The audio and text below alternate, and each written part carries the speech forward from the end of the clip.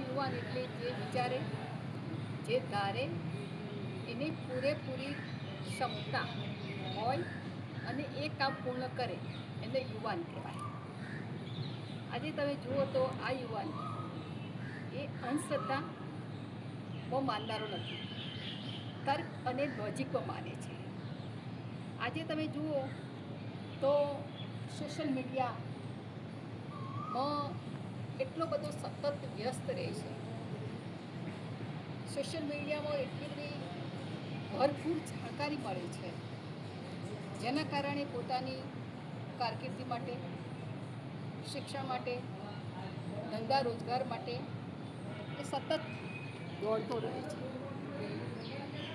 ઘણી વખતે માતા પિતાના વધારે પડતી અપેક્ષાઓ અને અત્યારે જે શિક્ષણ અને ભરતીઓ એની સામે જે વધારે આમ જે ફ્લો ચાલે છે એની સામે એ યુવાન પોતે મહેનત કરે છે અને ક્યારેક ક્યારેક એ માનસિક દબાણમાં પણ આવી જાય છે.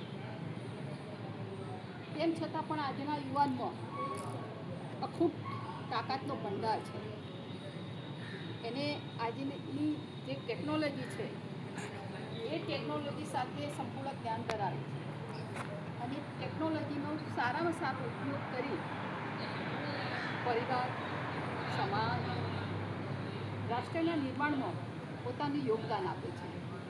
એટલે આજનો જે યુવાન છે એ ખૂબ જ મહત્વાકાંક્ષી છે, ખૂબ મહેનતી છે અને રાષ્ટ્ર માટે, પરિવાર માટે, પોતાના માટે કંઈક કરી છૂટવાની એ ભાવના ધરાવે છે અને કરી પણ શકે છે.